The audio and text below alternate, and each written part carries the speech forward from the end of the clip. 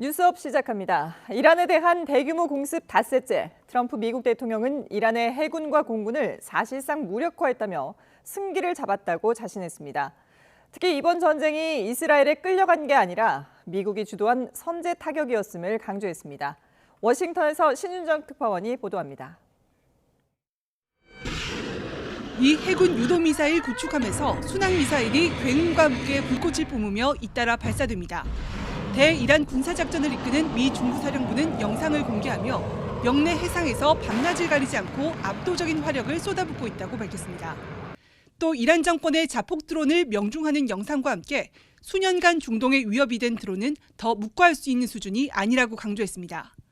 트럼프 대통령은 이런 대규모 공습으로 현재 이란의 군사력은 사실상 괴멸 수준이라고 강조했습니다. That is coming along, as you see very well. They have no navy, it's been knocked out. They have no air force, it's been knocked out. 반면 미국의 탄약 비축량이 사상 최고라며 전쟁을 영원히 수행할 수 있다고 주장했습니다. 트럼프 대통령은 이번 군사작전에 정당성을 부여하는 데도 주력했습니다.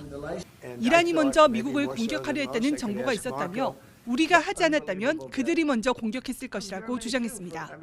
We were having negotiations with these lunatics, and it was my opinion that they were going to attack first. 일각에서 제기된 이스라엘에 끌려간 전쟁이라는 지적에 대해서도 오히려 자신이 이스라엘을 떠밀었을 수도 있다며 미국 주도의 결단이었음을 분명히 했습니다. 포스트 하메네이 구상에 대해서는 이른바 베네수엘라 모델을 언급했습니다. 마두로 축출 뒤 2인자가 정권을 이어받아 친미 정책으로 전환한 사례를 들며 이란 내부에 있는 온건파 인사가 차기 지도자가 되길 바란다고 밝혔습니다. That somebody that's there, that's currently popular, if there's such a person, but we have people like that. We have people that were more moderate.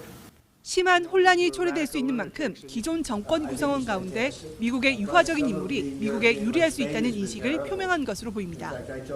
앞서 이란 국민들에게 미군의 공격 종료 뒤 이란 정부를 장악하라고 촉구한 것과는 다른 발언이어서 논란의 여지가 있다는 지적이 나오고 있습니다. 워싱턴에서 YTN 신윤정입니다. 임박한 위협을 제거하기 위해 이란을 타격했다는 트럼프 대통령의 설명과는 달리 미 정부 당국은 이란의 선제 공격 준비 정황까지는 포착하지 못한 것으로 알려졌습니다. 여기에 공격 목표와 기간 등에 대한 트럼프 행정부의 설명도 며칠 사이 계속 바뀌면서 공습 명분에 대한 논란이 커지고 있습니다. 박영진 기자가 보도합니다. 지난해 6월 이란 핵시설 공격으로 핵 프로그램 완전 파괴를 주장했던 트럼프 대통령. 하지만 국정연설에서 이란이 미국 본토에 도달할 대륙간 탄도미사일을 개발하고 있다고 주장하더니 지난달 28일 이란 공습 이후엔 그 명분으로 이란의 핵 위협을 내세웠습니다. This terrorist regime can never have a nuclear weapon. I'll say it again. They can never have a nuclear weapon. 또 공격 직후 트럼프 행정부는 이란의 선제 공격 징후가 포착돼 공격에 나선 것이라고도 설명했습니다. 하지만 미 정보기관들은 이란이 향후 9년 동안은 미 본토에 도달할 미사일을 보유하지 못할 것으로 보고 있다고 미 ABC 방송이 보도했습니다. 국토안보부 역시 이란이 미 본토에 대규모 물리적 타격을 가할 가능성은 작다고 판단했다고 로이터 통신은 전했습니다. 모두 트럼프 행정부의 공식 설명과는 배치됩니다. 트럼프 대통령은 또 하메네이의 사망을 발표하면서 이란 국민이 나라를 찾을 절호의 기회라며 정권 교체까지 마무리 짓겠다는 의지를 표했습니다. 하지만 정권 교체는 쉽지 않다는 전망 속에 헤그세스 국방장관은 이번 작전은 정권 교체 전쟁이 아니라며 결이 다른 언급을 했습니다. 공격 직후 트럼프 대통령은 2, 3일 후면 대이란 공격을 종료할 수도 있다고 말했지만 다시 공격이 최장 4주까지 이어질 것이라고 말을 바꿨고 이제 지상전까지 거론하며 확전 가능성을 언급하고 있습니다. Right now we're not postured for ground forces, but obviously the president has those options. He's never going to rule out anything. 공격 목표와 기간 등에 대한 설명이 계속 바뀌면서 전쟁 명분에 대한 논란이 커지는 가운데 트럼프 정부는 또 진짜 공격은 시작도 안 했다며 긴장을 더욱 고조시키고 있습니다. YTN 박영진입니다. 미국과 이스라엘의 공습에 보복을 이어가고 있는 이란은 최첨단 무기가 여전히 남아있다며 항전 의지를 불태웠습니다. 또 미국과의 대화는 당분간 의미가 없다는 입장도 분명히 했습니다. 이경화 기자입니다. 트럼프 미국 대통령은 이란이 무릎 꿇을 때까지 한 달 이상 계속 공격할 것이라고 말해왔습니다. 이란 역시 한치도 물러설 뜻이 없음을 거듭 강조하고 있습니다. 이란 정부는 우리는 적들이 선포한 전쟁 계획보다 더 오래 방어할 능력이 있다고 밝혔습니다. 또 첨단 무기와 장비를 처음 며칠 만에 다 쓰지는 않을 것이라고 말했습니다. 이란의 전력이 급격히 줄어 오래 버티지 못할 것이란 트럼프 대통령의 말을 반박한 것으로 보입니다. و ما نیروهای مسلح ما با خودشون عهد کردن ما ملت ایران با خودمون عهد کردیم که در این نبرد موجودیتی با تمام توان بجنگیم. 이란 성직자들로 구성된 헌법기구 전문가 회의는 미국과 이스라엘의 공습으로 숨진 최고 지도자 하메네이의 후계자를 뽑고있습니다. 전문가 회의 측이 후계자 선출에 오랜 시간이 걸리지 않을 것이라고 밝힌 뒤 미국과 이스라엘은 이 기관 건물을 폭격했습니다. 당시 회의가 열리고 있었는지는 확인되지 않고 있지만 상당한 인명피해가 발생했다면 선출 작업이 늦어질 가능성도 배제할 수 없습니다. 이란은 이스라엘뿐 아니라 미군 기지가 있는 중동 각국에도 드론과 미사일 공세를 펴고 있습니다. 레바논 친이란 무장단체 헤즈볼라까지 공격에 가세하자 네타냐후 총리는 실수하지 말라며 경고했습니다. הטייסים שלנו מעל שמי איראן וטהרן וגם מעל שמי לבנון. חיזבאללה עשה טעות גדולה מאוד שהוא תקף אותנו. אנחנו כבר הגבנו בעוצמה ונגיב בעוצמה יתרה ונוספת. 이런 가운데 국제원자력기구 IAEA는 이란이 핵무기를 개발하고 있다는 어떤 정보도 갖고 있지 않다고 밝혔습니다. We never had information indicating that there was a structured, systematic program to build, to construct a nuclear weapon. So we have to balance the two things. IAEA는 최근 이란 나탄즈 지하 우라늄 농축시설 입구 건물에 피해가 있음을 확인했다고 밝혔습니다.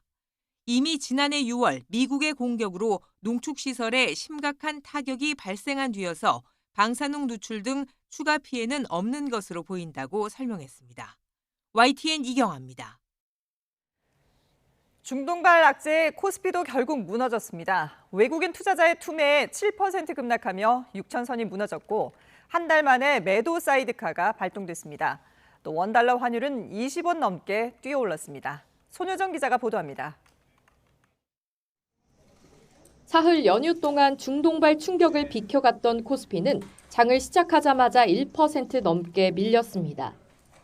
개인이 저가 매수에 나서면서 지수 하단을 받치는 듯 했지만 외국인의 매도 공세가 거세지면서 3거래일 만에 6천선을 내줬습니다. 한때 선물 지수가 5% 급락하면서 자동 매도 주문을 멈추는 사이드카도 한 달 만에 다시 발동됐습니다. 장 후반 내림폭은 더욱 커졌고 코스피는 7% 하락한 5,791포인트로 마감했습니다. 외국인의 5조 원 넘는 투매에 코스피는 하루 만에 450포인트 빠지며 역대 최대 하락폭을 기록했습니다. 전쟁 위협의 호르무즈 해협이 사실상 봉쇄되면서 방산과 정유주는 신고가를 기록한 반면 항공, 철강 종목은 직격탄을 맞았습니다. 20만 전자와 100만 닉스가 무너지는 등 반도체, 자동차와 같은 주도 종목도 줄줄이 급락했습니다.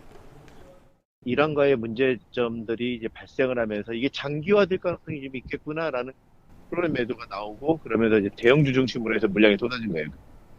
코스닥 지수는 잠깐 반등했다가 5% 가까이 떨어진 1137로 거래를 마쳤습니다. 지정학적 불확실성이 커지면서 이른바 한국형 공포지수인 코스피 200 변동성 지수도 6년 만에 최고 수준으로 치솟았습니다. 다른 주요 증시보다 코스피 하락폭이 더 컸는데 단기간 급등에 따른 부담과 대외 악재 영향이 한꺼번에 반영된 영향으로 분석됩니다. 또 유가가 치솟으며 이란 사태 영향이 단기 조정에 그칠 거란 낙관론도 약해졌습니다. 전쟁 양상의 불확실성이 어느 정도 해소될 수 있어야 시장의 어떤 투자 심리가 안정이 될 수 있을 것 같고요. 유가 급등폭이 계속 커지면 주가 조정도 더 이루어질 수 있다라고 봐야겠죠. 원달러 환율도 26원 넘게 뛰어오른 1,466원으로 주간 거래를 마쳤습니다. 외국인의 주식 매도에 달러 강세가 맞물리며 지난해 4월 이후 11개월 만에 가장 높은 상승폭을 나타냈습니다. YTN 손효정입니다. 중동 정세가 급격히 악화하면서 국제 유가는 폭등했습니다. 유가가 오르면 몇 달 뒤 식품 물가에도 영향을 주기 때문에 전쟁이 장기화하면 식탁 물가가 연쇄적으로 오를 수도 있습니다. 오동건 기자가 보도합니다. 미국과 이스라엘의 이란 공습 이후 국제 유가가 출렁이고 있습니다. 문제는 유가 상승이 단순히 기름값 인상에만 그치지 않는다는 점입니다. 에너지, 운송 비용 등이 모두 오르면서 농산물과 가공식품, 외식 물가까지 연쇄적으로 자극합니다. 신선식품의 경우 비닐하우스 난방에 쓰이는 면세유 가격이 오르면서 생산 비용이 상승합니다. 농산물 가격의 49%가 유통비라 운송비 상승이 신선식품 가격 인상을 부추길 수밖에 없습니다. 가공식품의 경우 제조 공장의 연료 비용 부담이 커지고 포장재 원가도 상승합니다. 페트병과 비닐 포장재의 원료인 나프타 가격이 유가와 연동되기 때문입니다. 한국은행은 유가가 10% 오르면 소비자 물가가 0.1에서 0.2%포인트 오른다고 분석하고 있습니다. 글로벌 투자은행 시티도 국제유가가 배럴당 82달러를 유지할 경우 올해 소비자 물가 상승률이 0.6%포인트 더 오르고 한국 경제 성장률이 0.45%포인트 하락할 수 있다고 내다봤습니다. 유가 상승하게 되면은 기본적으로 물가가 오른다라는 연구 결과들은 많이 있습니다. 다만 이러한 결과가 나타나는 것이 시차를 걸린다는 의견들이라고 보시면 될 것 같고, 이 시차의 근본 원인은 현재 거래되고 있는 원유가는 이미 과거에 의해서 결정된 것이기 때문에 전쟁이 장기화할 경우 글로벌 곡물 가격 상승도 불가피합니다. 곡물의 70% 이상을 수입에 의존하는 우리나라는 충격이 더 클 수밖에 없습니다. 정부는 원유와 석유 제품 208일분을 비축해 수급 대응 체계를 갖췄다고 밝혔지만 유가 급등이 계속되면 중동발 충격이 밥상 물가까지 번질 불안 요소는 여전히 남아 있습니다. YTN 오동건입니다. 경제 속보입니다. 1월 생산이 석 달 만에 감소세로 돌아섰습니다. 국가데이터처가 발표한 1월 산업활동 동향에 따르면 1월 전 산업 생산은 반도체와 도소매가 감소하면서 전월 대비 1.3% 줄었습니다. 생산은 지난해 11월과 12월 증가했지만 3개월 만에 마이너스로 돌아섰습니다. 소매 판매는 의복과 화장품 등에서 판매가 늘어 전월 대비 2.3% 증가했습니다. 소매 판매는 두 달째 증가세가 이어졌습니다. 설비 투자는 자동차 등 운송 장비와 반도체 제조용 기계 등 기계류에서 투자가 모두 늘어 전월 대비 6.8% 증가했습니다. 건축에서 공사 실적이 줄며 건설 기성은 11.3% 감소했습니다. 이란이 호르무즈 해협을 봉쇄하면서 국제유가가 급등하고 원달러 환율이 장중 1,500원을 넘었습니다. 트럼프 대통령은 필요하면 유조선을 미 해군이 호송하겠다며 진화에 나섰습니다. 뉴욕에서 이승윤 특파원입니다. 미국의 공격에 이란이 세계 원유 물동량의 20%가 지나가는 호르무즈 해협을 봉쇄하면서 뉴욕 유가는 전장 대비 4.7% 급등했습니다. 세계 5위 산유국인 이라크는 며칠 내로 하루 석유 생산량을 300만 배럴 이상 줄여야 하는 상황이 올 수 있다고 경고했습니다.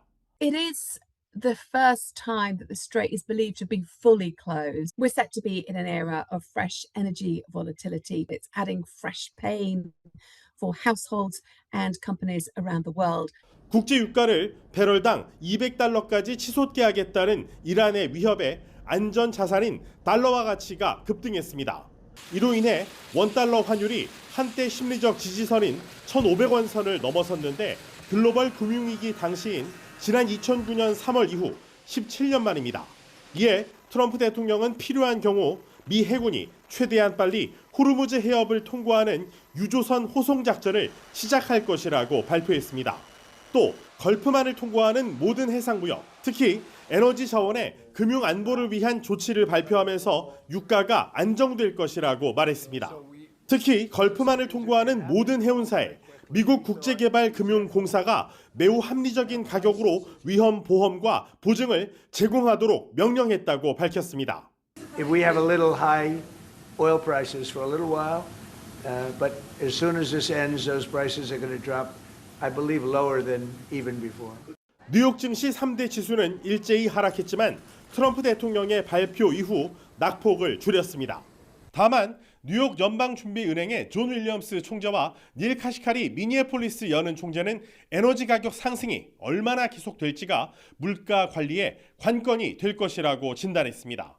뉴욕에서 YTN 이승윤입니다. 중동산 에너지에 크게 의존하고 있는 아시아와 유럽은 에너지 쇼크에 대한 우려가 큽니다. 전쟁이 길어질수록 경제적 충격이 더 커질 것으로 보입니다. 유투권 기자입니다. 호르무즈 해협이 봉쇄된 이후 석유 수출국 기구의 두 번째 산유국인 이라크는 하루 생산량을 116만 배럴이나 줄였습니다. 기존 생산량인 410만 배럴의 30%에 육박하는 양입니다. 하지만 저장 용량이 워낙 부족해 이대로 가면 며칠 안에 감산량이 300만 배럴까지 늘어날 수밖에 없다고 밝혔습니다.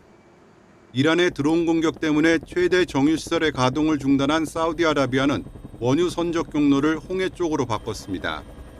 그렇지만 송유관 용량에 한계가 있고 추가 공격에 노출돼 있어 우려를 지울 수 없습니다. 앞서 카타르는 세계 최대 액화천연가스 LNG 시설을 일시 폐쇄해 가격 폭등을 유발했습니다. This is a grave danger to international economy. We're talking here about Qatar that supplies 20% of international supply of LNG, of natural gas. 중동산 에너지에 의존도가 높은 아시아와 유럽에는 비상이 걸렸습니다. 중국 정유회사들은 부분적으로 가동을 중단했고 인도는 산업용 가스 공급을 제한하기 시작했습니다. 인도네시아는 미국산 원유 수입을 늘리겠다고 밝혔고 천연가스 비축분이 11일에 불과한 것으로 알려진 타이완은 대책 마련에 고심하고 있습니다. 우크라이나 전쟁 이후 러시아산 대신 중동산 LNG 수입을 늘려왔던 유럽 국가들도 직격탄을 맞았습니다. 세계 1위 LNG 수출국인 미국이 생산을 늘리더라도 당장 카타르의 공급량을 대체하긴 어렵습니다. What Europe can do as an energy poor continent is of course to reduce demand. So to reduce the demand for gas exactly as we have done in the early days of the energy crisis back in 2022. 아시아와 유럽 국가들이 확보 가능한 물량을 놓고 본격적으로 경쟁을 벌일 경우 추가적인 가격 폭등은 불가피합니다. 과거 유럽 중앙은행은 호르무즈 해협의 에너지 수송이 3분의 1 정도 차단되면 국제유가가 배럴당 130달러에 이를 수도 있다고 전망했습니다. YTN 유투관입니다. 일본도 원유 대부분을 중동에서 들여오는 만큼 호르무즈 봉쇄 사태에 촉각을 곤두세우고 있습니다. 봉쇄가 길어지면 물가 상승과 경기 침체가 동반되는 스태그플레이션이 나타날 거란 우려가 나옵니다. 이승배 기자입니다. 일본은 이란이 호르무즈 해협을 본격 봉쇄하기 전부터 자사 선박 운항을 중단했습니다. 페르시아만 안에 있는 선박도 안전한 해역으로 대피시켰습니다. 일본은 원유 수입 95%를 중동에 의존하고 있기 때문에 시시각각 변하는 호르무즈 소식에 촉각을 곤두세우고 있습니다. 今回の事態を受けて経済対策打つ必要があるというふうに思いますが、物価に与える影響、他のものも含めてですね、これをよく見ていくということが先決でございますので、今直ちに電気ガス代の支援延長を判断するという段階にはございません。 일본은 현재 정부와 민간을 합쳐 254일 동안 쓸 수 있는 원유를 비축해둔 상태, LNG는 3주 분량을 확보한 것으로 알려졌습니다. 당장엔 경제에 미치는 영향이 제한적일 거라는 분석이 많지만 문제는 장기화입니다. 봉쇄가 길어진다면 이 상황은 급격히 달라질 거란 것입니다.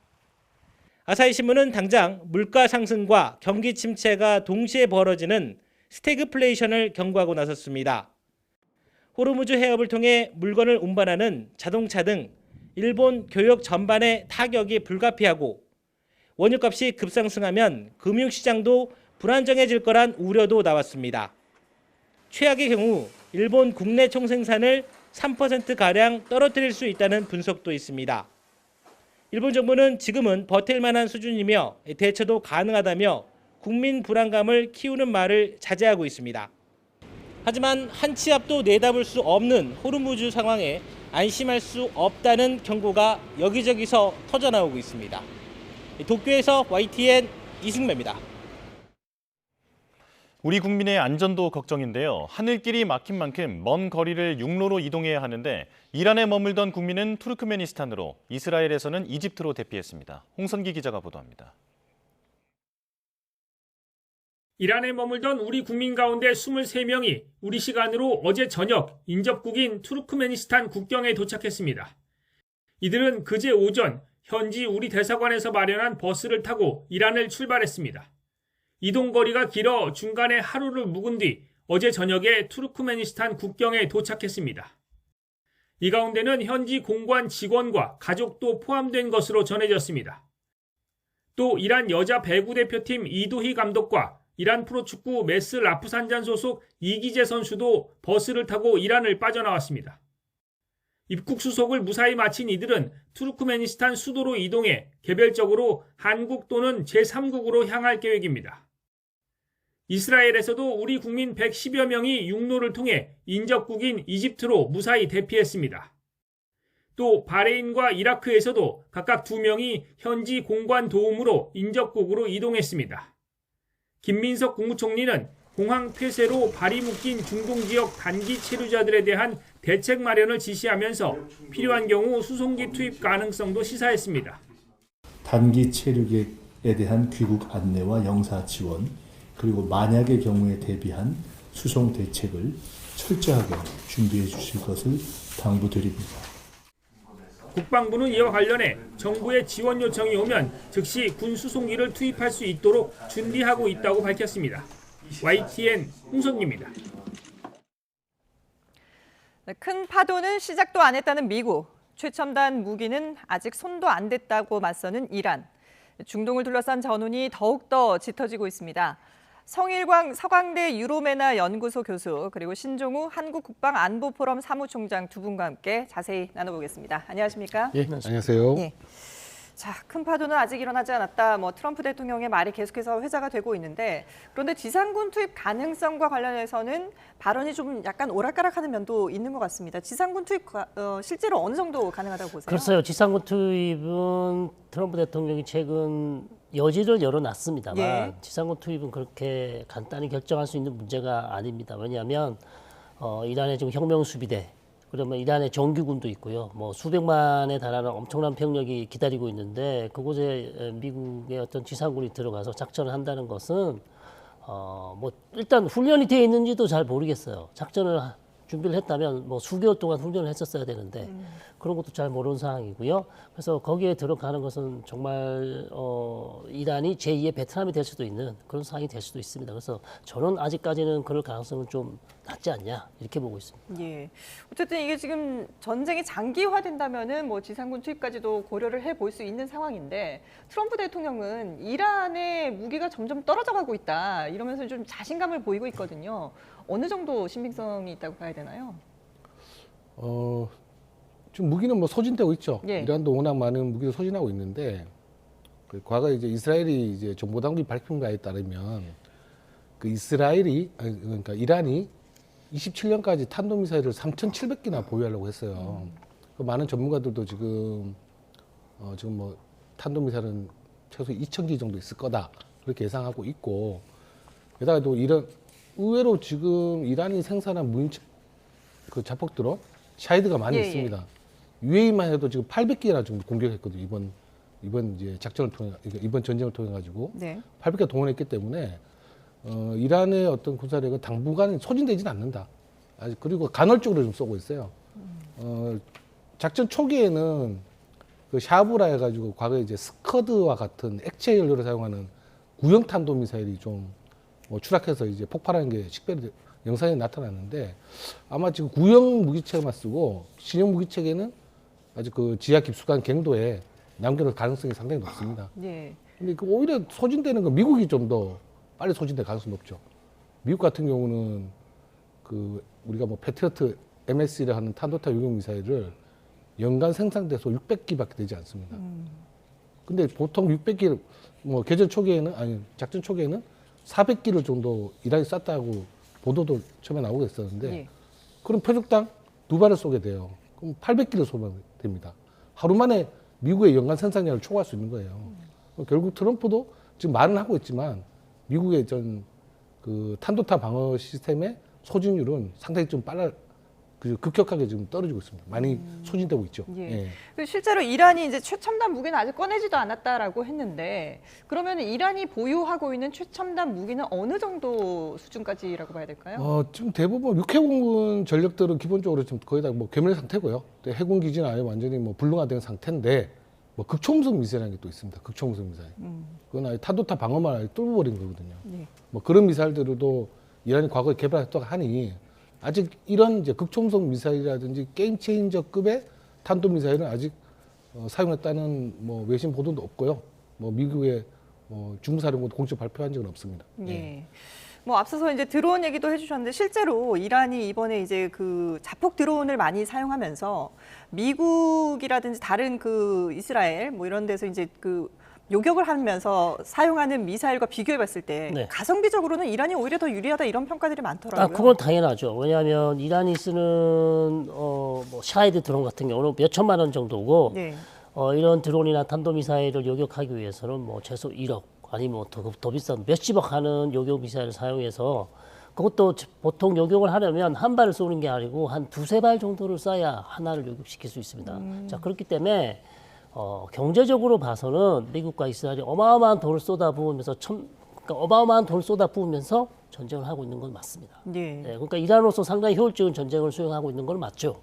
그러나 최근 미국에서도 가격이 좀 낮은 자폭 드론, 즉 이란이 쓰고 있는 자폭 드론과 똑같은 지금 드론을 만들어서 좀 이용하고 있다는 보도도 있습니다. 예. 실제로 이제 미국에서는 전략 폭격기를 상당히 많이 이제 투입을 한 걸로 전해졌는데 B-1B, B-52도 공습에 투입이 됐거든요. 뭐 어제도 잠깐 저희가 무기를 좀 살펴보긴 했습니다만은 이게 어느 정도의 그 요격 가능성을 가지고 있고 어느 정도의 무기 수준인 건지 설명을 좀 해주시죠. 네. 뭐 B2 폭격기 같은 경우는 스텔스 폭격기입니다. 예. 무장력은 한 20여 톤 정도 되는데요. 과거에 이제 작년 6월에 미드나잇 해머 작전에 6대가 좀 투입이 됐습니다. 네. 그러니까 이번에 이제 에픽 퓨리 작전에는 4대 정도가 투입됐는데 뭐 작년에 미드나잇 해머와 같이 그 GBU-57이라는 초대형 벙커 버스터는 아니고 한 2,000파운드급의 제2단 이제 정밀 이제 타격 미사일 폭탄만 이제 탑재를 하는데 기본적으로 이제 그제까지는 이란의 방공망이 유지되고 있기 때문에 스텔스 전투기밖에 투입시킬 수가 없어요. 왜냐하면 오히려 이제 이란 방공망이 아직 건재한 상태에서 일반 전투기, 스텔스 전투기 아닌 전투기를 투입시킬 경우에는 격추당할 우려가 있잖아요. 뭐 쿠웨이트에서 오발 사고 있었지만, 네. 자 그런 거 봐서는 지금 어제부터는 B-1B 폭격기가 이제 투입됐는데, 이건 B-2 폭격기의 무장량의 2배 정도 됩니다. 한 50여 톤 가까이 되는데, 이제 스텔스 전투기 아닌 폭격기가 투입된 걸 봐서는 B-52도 이제 투입됐잖아요. 예. 봐서는 아직 이란의 방공망은 완전히 좀 괴멸된 수준이다. 그러니까 미국이 지금 제공권을 장악했기 때문에 예.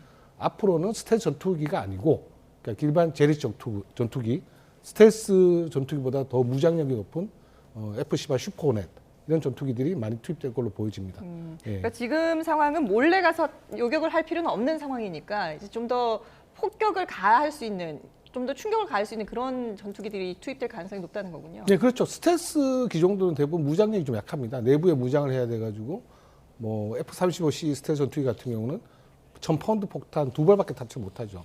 근데 F-15 스트라이크 같은 경우는 거의 10여 톤이 갖고 오는 폭탄을 탑재할 수 있어요. 결국은 한번 출격에 많은 무장을 하고 뭐 적을 많이 소멸하고 오는 게 앞으로의 작전으로 계속 이어질 것 같습니다. 그렇군요. 네. 자, 지금 이 중동의 정세가 불안해지면서 무엇보다도 이제 뭐 여러 가지 우려들이 나오고 있습니다만은 아무래도 이제 원유 이게 가장 좀 문제가 되지 않을까라는 우려가 커지고 있는데 호르무즈 해협이 그래서 중요하지 않겠습니까? 근데 이란은 이 호르무즈 해협에 오는 선박들을 모조리 불태우겠다 이렇게 지금 엄포를 놓은 상태거든요. 네.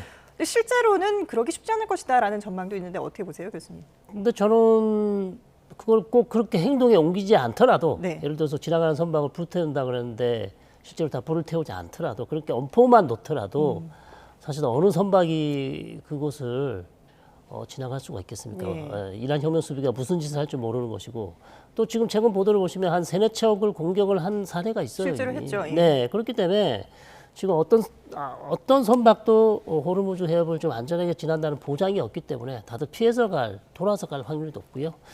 자, 이렇게 되면 사실상 그 말 한마디로 그냥 봉쇄 효과를 가져오는 게 아닌가. 그래서 지금은 상당히 호르무즈 해협을 지나기 어려운 상황인 건 맞습니다. 예, 실제로 지금 주변에 이제 선박들이 지나가지 못하고 호르무즈 해협을 통과하지 못하고 주변에 머물고 있다는 보도들이 많이 나오고 있는데 네.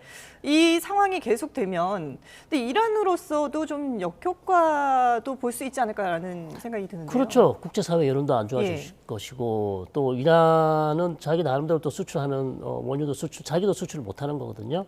자, 그렇긴 하지만 지금 이란의 집권 세력은 이 전쟁이 단순히 그냥 이 전쟁이 끝난 다음에 다시 내가 집권을 할 수 있을 것이다. 계속 생존할 수 있을 것이다. 보장을 할 수가 없어요. 죽고 사는 문제이기 때문에 쓸 수 있는 모든 가용한 수단을 다 쓰고 있습니다. 네. 그렇기 때문에 호르무즈 해협을 봉쇄하는 것 이것 전혀 문제가 되지 않아요. 지금 국제사회에서 비난받는 거 문제 삼지 않습니다. 예. 살아남기 위해서 할 수 있는 수단을 다 쓰고 있어요. 그렇군요. 자, 앞서서 저희가 이제 이란 그 전문가 회의가 차기 최고 지도자를 선출하고 있다라고 보도를 해드렸는데 뭐 실제로 누가 당선이 됐다는 얘기도 나오고 있습니다만은 일단 지금 트럼프 대통령 입장에서는 선택지가 한 3개 정도 있는 것 같거든요. 일단 뭐 베네수엘라 모델이 가장 좋다라고 얘기를 하긴 했지만 그 트럼프 대통령의 구상대로 될 수 있을지 어떻게 보세요? 그렇죠. 이번 전쟁의 명분은 작년에 이제 반정부 시위였죠. 예. 아직 뭐 2,000명인지 10,000명인지 좀 뭐 숫자는 이제 많이 좀 차이가 나는데 그 뭐 무자비하게 이제 유혈시 시위를 이제 진압했으니까 그 명분이 됐는데 그럼 과연 지금 이란의 뭐 트럼프가 바란 대로 친미 정권이 과거 팔라비 정부처럼 네. 발방주처럼 생길 것인가 하는 거는 상당히 좀 제한됩니다. 왜냐면 그 지금 차기 후보자 2명이 전부 다 이제 강력파기 때문에 결국은 좀 어렵고 예상되는데 근데 일단은 이제 차기 지도자가 이제 선발되면 이 전쟁을 장기할수록 뭐 트럼프도 불리하지만 이란도 마찬가지 상황이 됩니다. 그래서 결국은 어떻게든 차기도 선발 후에 협상에 나설 텐데 서로서의 명분만 차고 이 작전이 끝날 수도 있을 것 같은 뭐 예상도 좀 조금씩 해봅니다만은 결국은 이게 당장 되지는 않을 것 같습니다. 예, 그렇군요. 지금 말씀하신 것처럼 이제 그 차기 최고 지도자 후보로 거론되는 인물 2명이 하메네이의 둘째 아들 그리고 네. 하메네이 최측근으로 알려지고 있거든요. 네네. 이런 2명 중에 만약에 선출이 된다면 트럼프 대통령이 생각하는 것만큼 우호적인 인물이 아니기 때문에 네. 이 전쟁도 좀 상당히 길어질 수도 있을 것 같고 한데요. 네. 어떻게 보세요? 자, 지금 오늘 새벽 아침에 나온 외신을 보시면 알리 하메네이 지금 사망한 최고 지도자 알리 하메네이의 둘째 아들입니다. 예. 네, 모스타바 하메네이라는 인물이 있는데 즉 이 인물이 지금 전문가 회의, 예. 즉 최고 지도자를 선출하는 기구입니다. 전문가 회의 결과 이 사람이 당선됐다는 외신 보도가 있어요. 아, 예, 있는데 지금 조금 더 확인을 해봐야 되는 거고요. 어쨌든 이런 보도가 있는 것이고, 근데 이 인물은 나이는 한 50대 정도 되고요, 50대 중반. 그리고 둘째 아들이고 지금 나오는 보도로는 알리 하메네이보다 아버지보다 더 강경하다는 얘기가 있어요. 아버지보다 더 강경하다 그런 얘기가 있고, 그 다음에 아들인데 둘째 아들인데 사실상 아버지 대신 혁명수비대와 연결고리가 되었다. 그래서 혁명수비대를 잘 운영하는, 사실상 뒤에서 마쿠에서 운영하는 사람이 모스타바였다는 얘기가 있어요. 그래서 이번 선출에도 혁명수비대가 어느 정도의 압력을 넣은 게 아닌가 그렇게 살펴볼 수가 있고요. 두 번째 알리 라리자니는 알리 하메네이의 측근이지만 알리 라리자니는 될 수가 없습니다. 왜 그런 거예요? 후보가 될 수가 없어요. 이란의 최고 지도자는 이슬람 법학자야만 됩니다. 그러니까 이 아들인 모스타바는 이슬람 법학자지만 알리 라리자는 혁명수비대 출신이에요. 그러니까 전혀 이슬람 법과 이슬람 종교와는 상관이 없는 사람이기 때문에 일단 후보 자체가 될 수가 없습니다. 그러니까 지금 상황에서 모스타바가 됐을 가능성이 상당히 높아 보입니다. 예, 그렇군요. 이 둘째 아들이 하메네이가 살아있을 때도 뭐 서로 대화도 많이 하고 평소에도 대화를 많이 하고 상당히 영향력이 있었던 인물로 전해지고 있거든요. 어떤 인물이라고? 예, 맞습니다. 뭐 결국은 뭐 교수님도 말씀하신 대로 예. 뭐 이란의 차기 지도자가 선발될 경우에는 현재 그 대행보다도 훨씬 더 강경하게 작용할 가능성이 높고요. 실제로 미국이 트럼프 대통령 원하는 대로 아까 말씀드렸지만은 지금 이란의 이제 최고 수뇌부가 48명이 한순간에 몰살을 해버렸는데도 예. 불구하고 계속 이제 이란 내부는 이제 계속 이제 반격을 좀 적절히 하고 있잖아요. 결국 됐을 때는 트럼프가 원하는 대로 그렇게 흘러가지는 않을 거다. 예, 생각됩니다. 예, 그러다 보니까 지금 트럼프 대통령의 이번 그 공격의 명분이랄까요? 이런 것들이 좀 상당히 약한 게 아니냐라는 지적들이 나오고 있거든요. 네, 맞습니다. 지금 반정부 시위로 일단은 이란 국민들이 유혈 시위로 많은 사망자가 발생하고 전쟁 명분을 세웠지만 지금 미국 내부도 지금 말이 왔다 갔다 합니다. 네. 지금 갑자기 이제 핵무기를 꺼내다가 반정부 인사 그 정권 그 최고 지도부를 바꿔야 된다는 그런 반정부 시위 때문에 이번 전쟁에 했다는 말이 바뀌고 있죠. 그 명분은 계속 지금 그러니까 명분은 이제 그러니까 말이 왔다 갔다 하다는 거는 예. 그만큼 전쟁 명분이 점점 좀 사라지고 있다는 거죠.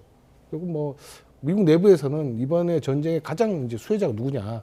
이번 작전 수혜자는 네타냐후로 보는 사람들이 많습니다. 예. 우리 네타냐후가 없고 트럼프는 중간 선거를 앞두고 이 작전을 했지만은 이 작전 상황이 생각과는 달리 매끄럽게 진행되지 않고 있습니다. 이란의 탄도미사일로 그 건물이 폭사하고 미군 장병이 6명이 또 동시에 사망을 했고 수많은 부상자가 발생했지 않습니까? 전투기 세대도 추락하고 결국 이번 작전은 계속 희생자가 발생하면 시간을 끌수록 트럼프에 불리하고 네타냐후는 계속 이제 지지를 얻게 되겠죠. 실제로 이제 미국 내 유대인들이 정치적 로비를 했다는 그런 얘기도 좀 많이 돌더라고요. 예. 확실하지는 않습니다. 예, 그렇군요. 네. 근데 실제로 이제 그 미국이 공격을 하기 전에 이스라엘의 정보를 통해서 네. 공습 날짜도 정하고 시간도 정하고 이랬다는 얘기들도 있고요. 네네. 이스라엘에 끌려가는 게 아니냐라는 그런 또 이제 일각의 얘기들이 나오다 보니까 트럼프 대통령은 아니다. 네. 미국이 주도한 거다. 내가 이걸 결정한 거다. 이렇게 또 나오고 있어요. 네. 당연히 트럼프 대통령 입장에서는 그렇게 얘기했죠. 예. 자기가 미국의 대통령인데 그리고 지금 미국이 작년 6월처럼 잠깐 도와주는 것도 아니고 개전 초기부터 미국이 바로 주도하고 들어갔습니다. 있죠. 예, 예. 주도를 했기 때문에 이 전쟁을 다른 국가에 특히 이스라엘이라는 국가의 네타냐후 총리 말 때문에 총리가 설득해서 내가 전쟁을 시작했다는 것은 불쾌합니다.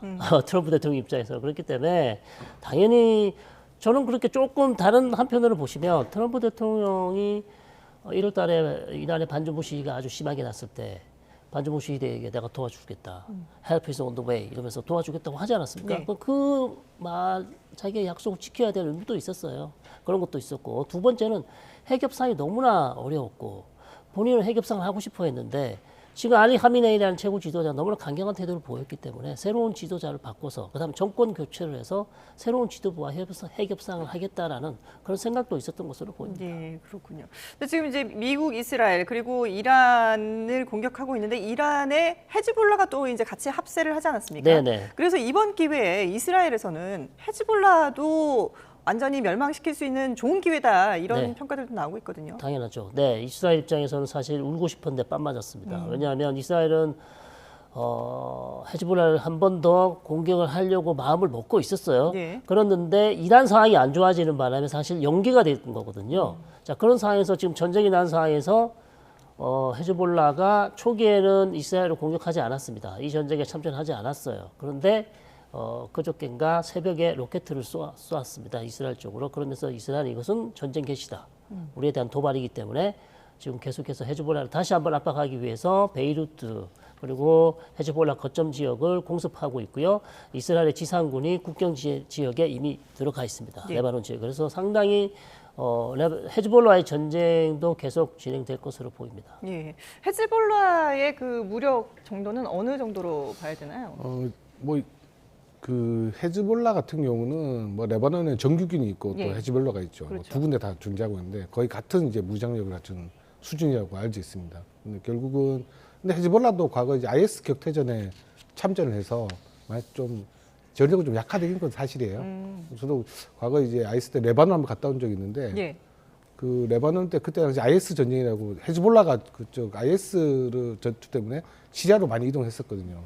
레바논은 평화로웠습니다. 그 내부에서 들어보니까 헤즈볼라가 없어가지고 오히려 레바논이 더 평화롭다 그런 얘기도 할 정도 나오고 있는데 결국 봐서는 헤즈볼라도 그렇게 지금 하고 있지만은 뭐 쿠두스군의 또 지원 세력도 조금 지지자 사망했지 않습니까? 뭐 교수님 말씀하신 대로 예. 이스라엘이 좋은 기회를 잡은 거죠. 그렇군요. 예. 자, 이스라엘이 뭐 이 하메네이를 암살하는 과정도 공개가 됐는데요. 그동안 이제 뭐 방대하게 정보를 많이 수집을 했다. 교통 CCTV도 뭐 이게 추적을 하고 여러 그렇죠. 가지로 이제 해킹을 하고 뭐 정보를 수집했다라는 얘기들이 나오는데 이게 무려 20년 동안 잊었다고 하더라고요. 그렇죠. 그 정도의 그 한 개인의 하루의 일과 패턴, 그다음에 루틴까지 다 파악하려면 어마어마한 시간과 돈과 노력이 필요하겠죠. 그러니까 지금 보도가 된 것을 보시면 하메네이 집무실의 경호실 그 CCTV 카메라를 계속해서 24시간 감시를 하고 있었고 어떤 차가 나오고 어떤 차가 들어왔다 나오는지 이런 것을 다 파악을 하고 있었던 것이고요. 이런 것도 중요하지만 오히려 더 중요한 건 전화 감청, 뭐 해킹, 통화 감청 이런 것들이 다 하고 있었고 여기에 더해서 이 최고 지도자의 집무실 앞에 거주하는 사람들이나 이 지역에 있는 휴민트를 이용해서 정확한 정보를 다시 한번 확인하는 이런 작업들을 계속 거치기 때문에 이스라엘과 CIA 정보력은 어마어마한 정보력이죠. 예, 상당히 그러니까 치밀하게 오랫동안 수집한 정보를 이용해서 공습을 했고 그리고 하메네이를 결국은 이제 피살하는 데 성공을 했다는 건데 근데 이게 지금 정보력 싸움인 건데 이란에서는 이런 걸 전혀 대응하지 못했던 걸까요? 이란은 반정부 시기까지 나지 않습니까? 결국은 모사드나 CIA에 협조하는 이란 내 그 첩보들도 많을 겁니다. 이란 국민이지만 뭐 포섭된 이제 첩보도 많을 것이고 결국 그 이런 각종 이제 뭐 통신이나 CCTV에 있는 영상 자료들 그리고 휴민트 정보들을 종합해서 아마 뭐 언론에도 보도됐지만 AI가 이 전쟁의 목표가 뭐냐 우선 하면 최고 주요 수뇌부가 우선적으로 제거돼야 된다 하면서 AI가 개시 작전을 일자를 조정해 줄 가능성도 있죠. 왜냐하면 가장 최대한 모이는 날짜를 파악해서 그 날짜에 도착하게 되기 때문에 뭐 AI를 통해서 가장 첫 번째 목표인 주요 수뇌부 제거가 이번 작전 우선, 두 번째가 군사적 타격이 된 것 같습니다. 결국 이제 뭐 CIA나 모사드의 어떤 첩보 능력이 이번에 좀 보여줬다고 할 수가 있겠죠.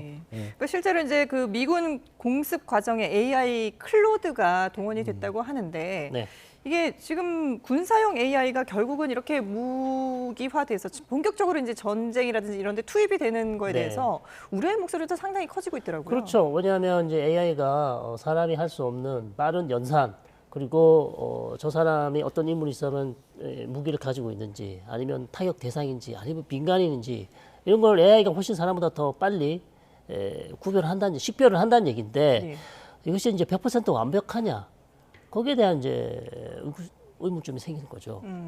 결국 공격을 하고 나서 나중에 보니까 민간인이었다. 그럼 거기에 대한 책임은 누가 지느냐?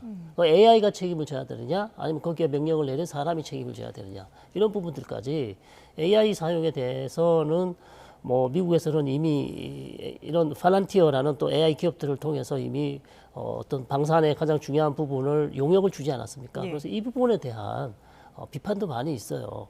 또 국가가 직접 이런 것들을 관리를 해야 되는데 일반 민간 기업체에다가 이런 중요한 일을 용역을 준다. 그럼 그거를 잘 통제할 수 있을지 그런 부분들에 대한 의문점도 좀 있거든요. 그래서 지금 이미 많이 활용을 하고 있지만 여전히 도덕적인 문제는 남아있다 이렇게 볼 수 있겠습니다. 그렇군요. 여러 가지로 이제 좀 생각을 해봐야 되는 그런 문제점들도 남아있는 것 같습니다.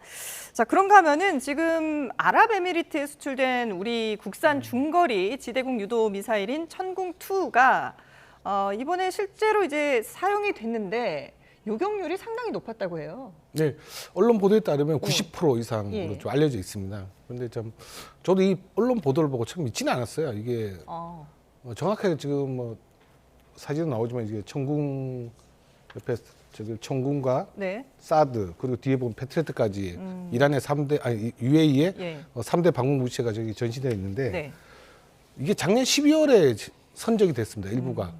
근데 12월에 선적되어 갔는데 지금 어떻게 됐습니까? 지금 이제 작전을 했다는 거죠. 3개월도 안 된 시점에서 이란 UAE도 그만큼 긴급하게 투입을 좀 해야 될 필요성이 있는 것 같아요. 그게 뭐냐면 지금까지 UAE를 공격한 탄도미사일 숫자는 186기입니다. 그리고 샤헤드 드론 같은 거는 812대가 투입돼 갔습니다. UAE로. UAE도 많은 걸 격추했는데 결국 어떻게 되겠습니까? 이런 이제 청궁 같은 이제 우리 지난 12월에 간 우리 청궁 2 탄톤 요기물에서 동원할 수밖에 없었던 거죠. 네. 그 청궁 2 자체가 보면 그 레이더 자체는 미국의 패트리엇보다 훨씬 더 우수한 성능 가지고 있습니다. 예. 결국 이제 이런 국산 무기 체계가 그만큼 이번 적자를 통해서 실전력이 검증됐다. 그렇게 평가할 수 있겠습니다. 예, 그렇군요. 어쨌든 천궁2가 이번 전쟁에서도 상당히 좀 주목받고 있는 그런 상황입니다. 네, 지금까지 성일광 서강대 유로메나 연구소 교수 그리고 신종우 한국국방안보포럼 사무총장 두 분과 함께 전쟁 상황 살펴봤습니다. 두 분 말씀 고맙습니다. 예, 감사합니다.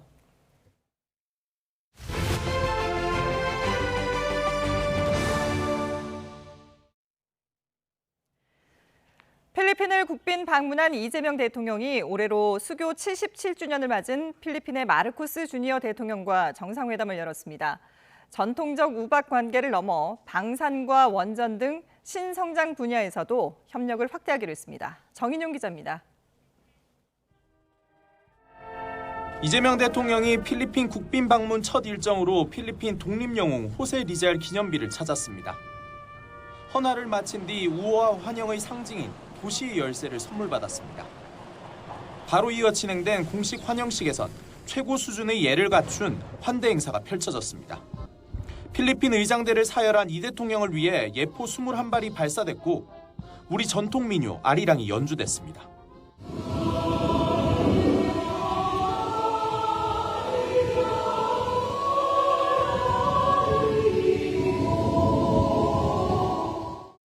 양국 정상은 수교 77주년을 맞은 날 연 회담에서 미래지향적 관계 발전의 뜻을 모았습니다. 조선협력은 물론 필리핀 바탄 원전 건설 재개 타당성 조사와 신규 원전 도입 등 전략산업 분야의 공조를 강화하기로 했습니다. 필리핀 바탄 원전 재가동 사업과 신규 원전 건설 사업 진출의 물꼬를 텄다는 의미입니다. 필리핀 바탄 원전 재개 타당성 조사 결과 및 신규 원전 사업 도입 협력 MOU를 기초로 양국은 최적의 원전 협력 파트너로 자리매김하게 될 것입니다. 우리 방산기업이 필리핀군 현대화 사업에 적극 참여하는 걸 뒷받침할 방산 물자 조달 약정도 체결됐습니다. 이 대통령은 아시아에서 가장 먼저 한국전에 파병한 필리핀과 보훈 협력을 확대하고 문화 예술 인적 교류도 늘리기로 했습니다. And Filipinos also have embraced very much Korean culture, starting with K-pop, K-drama, and of course our shared values. 두 정상은 이란 사태를 두고 중동의 안정과 평화가 조속히 회복되길 기원했습니다.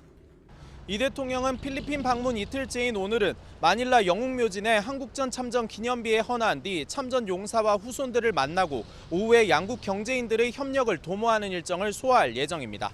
마닐라에서 YTN 정인용입니다.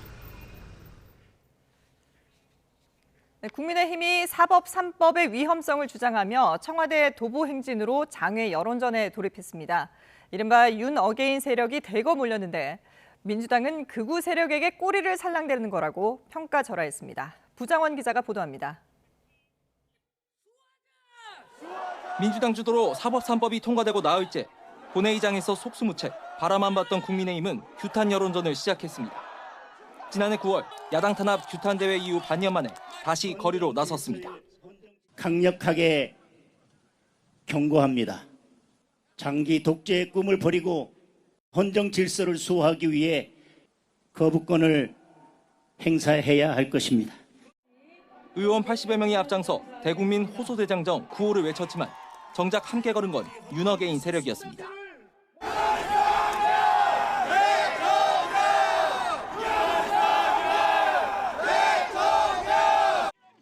출발과 동시에 당사 압수수색 소식이 전해져 어수선했고 사전에 집회 신고를 못한 탓에 피켓 선전이나 구호 제창도 없이 인도에서만 제한적으로 걸었습니다. 국민의힘은 굳은 날씨 속에 여의도 국회부터 마포대교를 건너 3시간을 행진했고 이재명 대통령이 순방을 떠나 없는 청와대 앞에서 사법 3법 제2요구권 행사를 촉구했습니다. 사법체계가 무너지는 이 엄중한 순간에 도대체 이재명 대통령은 지금 어디에 가 있습니까? 국민의힘은 앞으로 2주 동안 장외투쟁을 이어간다는 계획입니다.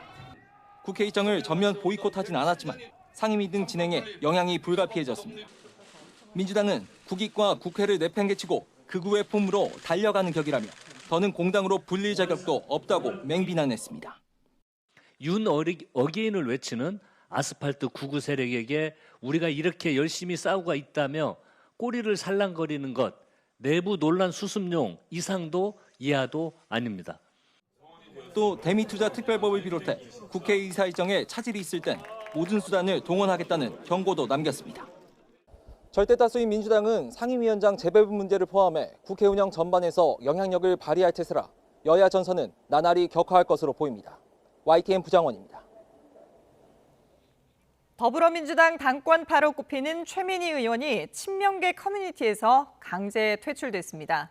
국민의힘에서는 한동훈 전 대표의 대구 방문에 동행했다는 이유로 친한계 인사들이 무더기 제소됐습니다.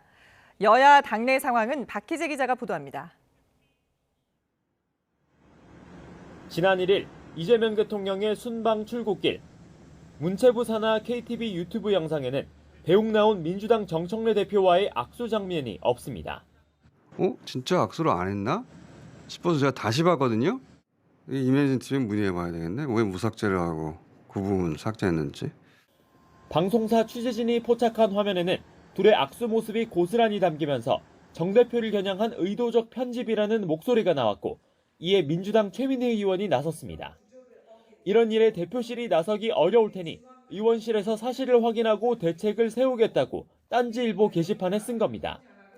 그러자 이 대통령의 팬카페 제명인의 말은 고작 악수 장면이 담기지 않았다고 대통령님 영상 기록 채널을 조사하겠다는 과방위원장 태도는 용납되지 않는다고 강하게 반발했고 찬반 투표까지 벌여 최 의원을 강제 퇴출했습니다. 정청래 대표, 이상윤 최고위원에 이어 세 번째입니다. 강태우 최 의원은 KTV 영상에 대한 팩트체크가 필요한 상황이었다면서 촬영팀 동선 때문에 악수 장면을 놓쳤다는데 인원을 늘리도록 예산을 배정해달라고 밝혔습니다. 또 제명인의 말 강퇴는 이재명 정부 성공 과정의 해프닝이라고 덧붙였습니다. 국민의힘은 또 친한계가 화두입니다. 지난주 한동훈 전 대표가 대구 서문시장을 방문했을 때 동행해 정치적 새몰이를 했다면서 배현진 의원 등 8명에 대해 중징계 요청서가 접수된 겁니다. 원외 당권파 인사들은 제명된 무소속 인사의 선거운동을 돕는 건 해당 행위고 특히 필리버스터와 당사 압수수색이 벌어지던 시간이었다고 꼬집었습니다. 장동혁 대표가 비공개 회의에서 비슷한 취지의 발언으로 힘을 실은 것으로 전해져 당내 호응은 악화일로에 있습니다. 이에 진종호 의원은 반드시 제소하라면서 한 전 대표의 부산 일정에도 함께하겠다고 예고했고 한 전 대표는 대구 방문은 해당 행위가 아닌 장 대표에만 해로운 해장 행위라고 일축했습니다. 해장 행위 아닐까요? 해당 행위. 해장 행위 같은데 네. 장동혁 대표 본인에게 불이익이 있을지 모르겠습니다만 3개월 앞으로 다가온 지방선거 공천을 두고 여야는 민심을 겨냥하는 동시에 당내 진영 간에도 선명성 경쟁을 더욱 치열하게 이어갈 것으로 보입니다. YTN 박희재입니다. 인천 청라동에서 인도에 주차되어 있던 지게차가 움직여 2살 아이를 덮쳤습니다. 직원 40여 명을 태운 통근버스가 도로 구조물과 부딪혀 22명이 다치기도 했습니다. 사건 사고 소식 양동훈 기자입니다. 인도에 앉은 소방대원들이 구조 장비를 조작하고 있습니다. 차도에서는 119 구급차가 환자 이송을 기다립니다. 어제 저녁 7시 20분쯤 인천 청라동 인도에 주차돼 있던 지게차가 움직이면서 근처에 있던 2살 여아를 덮쳤습니다. 지게차에 아이가 깔려있다라는 신고로 들어왔고요. 현장 도착했을 때는 깔려있진 않고 탈출이 되어 있는 상태였다고 되어 있고. 크게 다친 여아는 심폐소생술을 받으며 병원으로 옮겨졌지만 의식을 찾지 못하고 있습니다. 경찰은 지게차를 인도에 세워둔 경위 등 지게차 소유주가 안전조치를 제대로 했는지 조사하고 있습니다. 유리창이 모두 깨진 버스가 세워져 있고 그 앞으로 구급차들이 보입니다. 경기 안성시 대덕면에서 통근버스가 도로 구조물과 부딪히는 사고가 났습니다. 버스에 타고 있던 40여 명 중 22명이 다쳐 병원으로 옮겨졌는데 중상자는 없는 것으로 파악됐습니다. 충북 음성군에서는 휴대전화 필름 제조 공장에 불이 났습니다. 직원 3명이 연기를 마셔 현장에서 응급처치를 받았고 공장 건물 한 동이 모두 탔습니다. 공장 창고 건물에 석유류 위험물질이 대량 보관돼 있어 군청에서 주민들에게 대피 안내 문자까지 보냈지만 다행히 불이 옮겨 붙지 않았습니다. 서울 공항동에 있는 3층짜리 상가주택 옥상에서도 화재가 발생했습니다. 이 불로 다친 사람은 없었지만 옥상에 있던 창고가 모두 탔습니다. YTN 양동훈입니다. 지난달 서울 반포대교에서 추락한 포르쉐 운전자에게 약물을 건넨 혐의를 받는 병원 관계자가 경찰에 자수했습니다. 경찰은 약물 공급 경로와 공범 여부를 밝히는 데 수사력을 집중할 방침입니다. 표정호 기자의 보도입니다. 약물을 투약한 채 포르쉐를 몰다 추락 사고를 낸 30대 여성 운전자 A씨는 구속 상태로 경찰 수사를 받고 있습니다. 마약류관리법 위반 혐의와 약물 운전 혐의 모두 인정하시나요? 형법위반 투약한 거 맞나요? 사고 직후 A씨 차량에서 다량의 프로포폴이 발견되면서 퓨처에 대한 의문이 커진 상황. A씨는 SNS 인플루언서로 활동하는 병원 마케팅 대행업체 대표인 걸로 파악됐는데 그제 A씨에게 약물을 제공했다고 주장하는 병원 관계자가 경찰에 자수한 걸로 확인됐습니다. 경찰은 이 관계자를 피의자로 입건하고 약물을 건넨 경위와 양 등 사실관계를 조사한 걸로 전해졌습니다. 또 A씨 업체에 대한 조사와 함께 이번 사고가 A씨가 업무상 관계를 맺어온 병원들과 관련이 있을 가능성도 열어두고 수사하고 있습니다. A씨가 약물 투약뿐 아니라 유통에도 가담한 건 아닌지 공범은 더 없는지도 수사 대상입니다. 이와 함께 사고 당시 A씨 차량에 부딪힌 차량 주인들의 신고도 잇따르면서 경찰은 A씨에게 약물 운전과 마약류 관리법 위반 혐의에 더해 위험운전 치상 혐의를 추가했습니다. 약물 등으로 인해 정상적인 운전이 곤란한 상태에서 차를 몰아 사람을 다치게 한 경우 적용되는 혐의입니다. 경찰은 A씨에 대한 조사를 마친 뒤 이번 주 안에 검찰에 송치할 방침입니다. YTN 표정호입니다.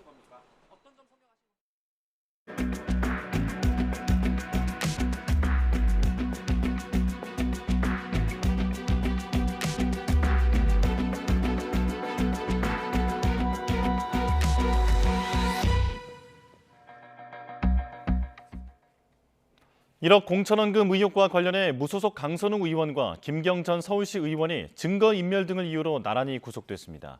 두 사람의 구속으로 경찰 수사가 힘을 받게 된 가운데 김병기 의원이 다시 소환될지도 관심입니다. 취재기자 연결합니다. 배민혁 기자. 네, 서울경찰청 광역수사단입니다. 네, 두 사람 모두 결국 구속됐군요. 네, 그렇습니다. 서울중앙지방법원은 정치자금법 위반 등 혐의를 받는 무소속 강선우 의원과 김경전 서울시의원에 대해 증거인멸의 우려가 있다며 오늘 밤 자정쯤 구속영장을 발부했습니다. 경찰은 구속영장 신청서에서 강 의원이 압수수색에 대비해 집을 깨끗하게 치워놓는 등 증거인멸의 우려가 있다고 강조했는데요. 김 전 시의원 역시 의혹 제기 직후 휴대전화 메신저 삭제 논란이 일기도 했습니다. 결국 강선우 의원, 김경전 시의원의 수사 당시 대응이 영장 발부에 영향을 미친 것으로 보입니다. 이들은 앞으로 남은 구속기한 동안 마포경찰서 유치장에 구금된 채로 경찰 조사를 받게 됩니다. 네, 앞으로 경찰 조사는 어디에 중점을 두게 될까요? 네, 우선 이번에 구속영장이 발부된 1억 공천원금 의혹에 대해 당사자 사이 주장이 엇갈려온 만큼 추가 수사가 이어질 것으로 보입니다. 경찰은 특히 강 의원이 1억 원을 전세자금에 쓰지는 않았는지, 전 사무국장에게 금품을 실제로 반환하라고 지시했는지 등을 중점적으로 추궁할 전망입니다. 또 김 전 시의원이 지난 2023년 강서구청장 보궐선거를 앞두고 출마를 위해 강 의원에게 쪼개기 후원했다는 의혹에 대해서도 본격적으로 수사에 속도가 붙을 것으로 보입니다. 경찰은 또 13개의 의혹을 받는 김병기 의원에 대해서도 앞서 연 이틀 소환 조사한 내용을 분석하며 추가 소환 등을 검토하고 있습니다. 지금까지 서울경찰청 광역수사단에서 YTN 배민혁입니다. 경찰은 오늘 새벽에 구속된 두 사람에 대해 뇌물죄를 적용할 수 있을지도 검토 중입니다. 남은 수사는 어디에 집중해야 할지 관련 내용 김광삼 변호사와 짚어보겠습니다. 어서 오십시오. 안녕하세요. 네. 자, 일단 두 사람 나란히 구속됐는데 구속 이유가 뭐였습니까? 일단 뭐 도주민 증거인멸 우려가 있다. 그래서 일반적으로 이제 영장 발부 사유는 도주민 증거인멸이거든요. 그런데 여러 가지 상황을 볼 때 도주민 증거인멸 사유가 해당이 된다 이렇게 본 것 같은데 예. 실질적으로 아마 사안의 어떤 중대성이라 이렇게 봅니다. 그래서 이거 자체가 그냥 일반적인 어떤 정치 자금을 주고받고 한 게 아니고 어떻게 보면 시의원 공천과 관련해서 이제 매관매직한 거잖아요. 그래서 일반적 정치 자금과 다르게 볼 수밖에 없고 가장 중요한 것 중에 하나는 이제 증거인멸 우려가 상당히 영장 발부에 영향을 미쳤을 것이라 이렇게 봐요. 왜냐하면 압수된 강선 의원 같은 경우는 압수된 아이폰의 비밀번호를 제출하지도 않았고 또 자택에 있는 PC도 다 치워버렸거든요. 예. 그러면서 PC 상자만 있었었고 또 지역사무소에 있는 PC 세대도 다 이걸 없애버렸어요. 이제 그렇기 때문에 증거인멸 우려가 있다 이렇게 볼 수밖에 없는 거고 또 김경시 의원 같은 경우에도 사실은 수사가 시작되자마자 미국으로 출국했지 않습니까? 네. 또 미국 가서도 카카오톡이랄지 텔레그램, 메신저에 대해서도 뭐 탈퇴했다가 다시 재가입하고 삭제하고 이런 행위를 했기 때문에 역시 이제 증거인멸 우려가 굉장히 많이 있다 이렇게 재판부에서는 보고 영장을 발부한 것이다 이렇게 보면 되겠습니다. 예. 법원도 이 주고받은 1억 원은 공천의 대가라는 그 경찰의 판단에 대해서 힘을 실어준 것으로 보이는데 경찰은 당무에 대한 해석 여지로 일단은 배임죄 혐의를 적용했습니다. 그런데 뇌물죄로 혐의를 구성하는 게 이게 가능할까요? 일반적으로 이제 공천이랄지 아니면 이제 정치인에 대해서 뭔가 정치 혐의 건너갔을 때는 뇌물죄를 거의 구성을 안 했어요. 네. 이걸 일종의 이제 정치 자금으로 본 거죠. 그런데 강선 의원 같은 경우는 약간 경계선상에 있다 이렇게 볼 수 있습니다. 지금 국회의원의 어떤 직무 자체가 이제 공천과 관련된 직무도 이건 국회의원의 직무냐 아니면 당과 관련된 당무냐. 근데 이 부분이 약간 어떻게 보면 논란의 여지가 있을 수 있어요. 그래서 지금 일단 경찰은 정치자금법 위반, 이게 정치자금법에 해당이 된다고 보고 있고, 그리고 이제 청탁금지법 위반, 그리고 당무에 해당이 되면 이제 자기의 임무가 있거든요. 그런데 예. 그 임무에 유배해서 돈을 1억 원을 받았기 때문에 배임 수재, 또 이걸 돈을 줬기 때문에 김경시 의원은 배임 징죄. 이렇게 범죄를 구성한 건데 아마 이제 경찰도 굉장히 뭐 고민을 많이 하고 있는 것 같습니다. 그런데 이전에도 비슷한 사건에 있어서 뇌물죄를 쓸 때 무죄가 나온 사례가 있어요. 네. 그런데 꼭 그렇다고 해서 이게 뇌물죄가 안 된다 이렇게 단언하기는 좀 어려운 측면이 있고 이게 뇌물죄로 갔느냐 정치헌법 위반으로 갔느냐는 굉장히 중요합니다. 왜냐하면 정치헌법 위반 자체는 형량이 굉장히 낮아요. 그런데 뇌물죄로 가게 되면 금액이 굉장히 큽니다. 네. 그래서 징역 10년 이상 무기징역에 해당이 돼요. 그러면 아무리 재판부에서 유죄가 인정되는 경우에 형량을 감경해도 5년 이상의 형을 선고해야 하는 그런 아주 중차대한 결과가 나오기 때문에 이걸 뇌물로 가느냐 정치헌법 위반으로 가느냐는 굉장히 중요한 범죄, 죄명이다 이렇게 볼 수 있죠. 예. 뇌물죄가 성립되려면 직무 관련성 그리고 대가성이 충족돼야 하는데 그러니까 또 그리고 금품 전달 사실을 미리 알고 받아야 한다라는 점도 중요해 보이거든요. 지금 강 의원이 계속 돈인 줄 몰랐다라고 주장하고 있는 것도 이런 것 때문에 그런 걸까요? 상식적으로 이해가 가지 않죠. 이제 돈인지 몰랐다고 주장을 했는데 그 주장을 재판부에서 받아들였다고 한다면 네. 영장이 기각됐을 거예요. 그런데 사실 쇼핑백에 돈을 줬고 그것도 용산에 있는 한 특급 호텔에서 만나서 돈을 받았다는 거잖아요. 그럼 그 자리에 이제 둘만 있었던 게 아니고 남모 사무국장이 거기에 있었거든요. 네. 그래서 남모 사무국장이 돈을 요구했고 남모 사무국장이 잠깐 자리를 비우라고 해놓고 돈을 받아갔는데 그 돈 자체를 쇼핑백에 받았을 때는 그 안에 돈이 있는지 없는지를 상식적 차원에서 보면 누구나 확인을 하지 않겠습니까? 근데 본인은 가져다가 자기 집에 있는 뭐 작은 방에다 놨다가 뭐 3개월 후에 돌려줬다 하는데 이건 굉장히 어떻게 보면 상식적으로 이해가 가지 않는 측면이 있고 이제 무엇보다도 강선 의원에게 불리하게 영향을 미치는 것은 녹취록이 있어요. 예. 그 안에 보면 자기가 돈이 받은 것을 자인하고 있거든요.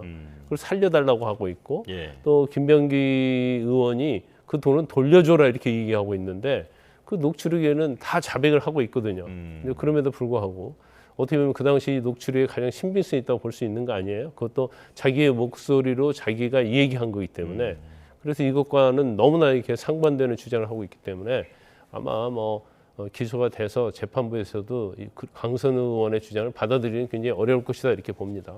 예.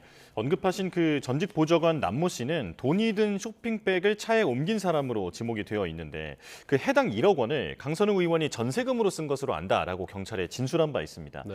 자, 강선우 의원은 그 1억 원은 다른 돈이다. 시부상의 부의금으로 충당한 거다라고 입장을 밝혔는데 이게 현금 거래다 보니까 수사가 잘 될까 이런 부분도 좀 궁금하거든요. 그런데 현금 자체이기 때문에 그 돈 자체가 이제 전세 자금으로 썼느냐, 시부상 부의금으로 전세 자금을 사용했느냐는 사실은 이건 곁가지예요.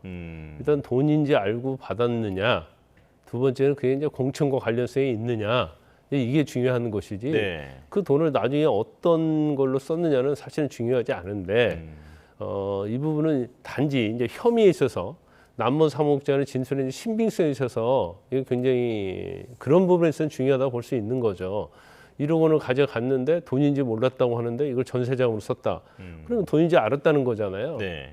그래서 이거 자체 남모 사무국장이 지금 전세자금에 심부름을 한 사람이거든요.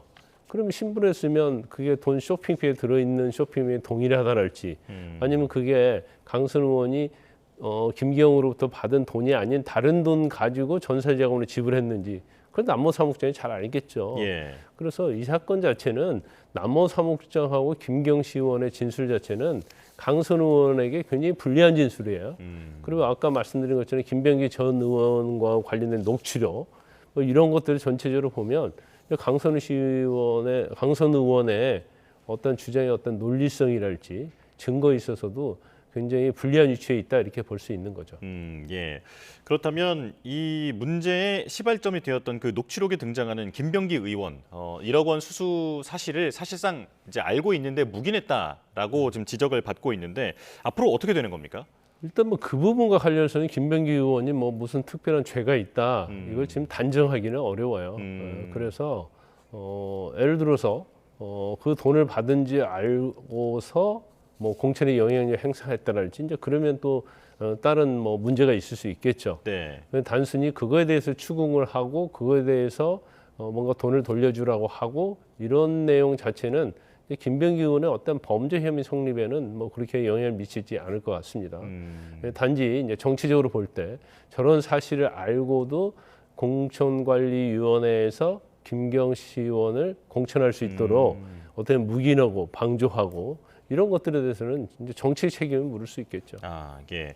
알고 있었던 것 자체는 뭐 사법적 처벌 대상은 아니더라도 그 이제 이런 사실을 알고 있는 상태에서 공천 의사 결정에서 뭐 묵인을 했다라면 정치적 책임을 지게 되는 거다. 정치적 도덕적으로 아주 잘못된 거죠. 네네네. 알겠습니다.